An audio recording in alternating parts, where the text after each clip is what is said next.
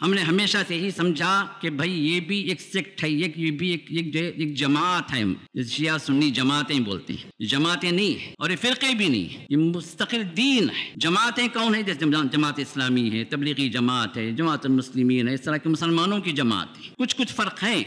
مسائل میں، منہج میں، لیکن اہل سنت و جماعت سے خارج نہیں۔ اسی طرح فقہی اختلافات کے اعتبار سے جو فقہی ہمارے فرقے ہیں، کوئی دیوبندی ہے، حنفی ہے، شافعی ہے، مالکی ہے، حنبلی ہے، یہ فقہی اختلافات یہ سب ہمارے اپنے ہیں، کیونکہ کوئی بھی امام، چاہے امام ابو حنیفہ رحمہ اللہ ہوں، چاہے امام شافعی رحمہ اللہ ہوں، چاہے امام مالک رحمہ اللہ ہوں، چاہے امام احمد بن حنبل رحمہ اللہ ہوں، جتنے بھی 4 بڑے امام گزرے ہیں جن کو 4 اعتبار سے الگ الگ سیکٹ دے دیا گیا، یہ اور بات ہے کہ امام اس سے بری ہیں۔ کسی امام نے نہیں کہا کہ میرا فرقہ، میرا مذہب ہے، میرا مسلک ہے، کسی امام نے نہیں کہا، یہ بات والوں نے بنا دیا۔ لیکن ان ائمہ کے نام پہ بھی جو جماعتیں، جو مسلک بنائے گئے ہیں، اگر دیکھا جائے تو ان ائمہ کے درمیان میں کوئی ایسا اختلاف نہیں جو عقیدے کا اختلاف، تمام کے عقیدے اہل السنہ والجماعہ کے مطابق، کتاب و سنت کے مطابق۔ فقہی اختلافات ہیں، کوئی رفع دین کرتا ہے، کوئی نہیں کرتا ہے، کوئی ہاتھ سینے پہ باندھتا ہے، کوئی نہیں باندھتا، کوئی آمین زور سے بولتا ہے، کوئی نہیں بولتا ہے، کوئی طلاق کے بارے میں جو کچھ اختلافات ہیں، کچھ مسائل میں اختلافات،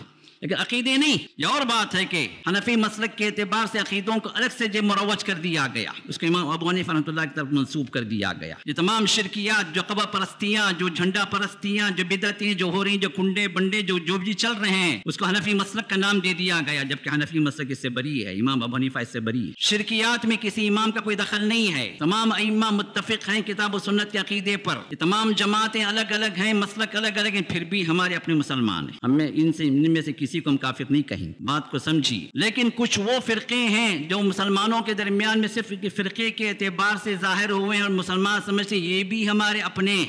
جس طرح حنفی مالکی ہیں ہمارے اپنے، اسی طرح یہ وہ فرقے بھی ہمارے اپنے ہیں۔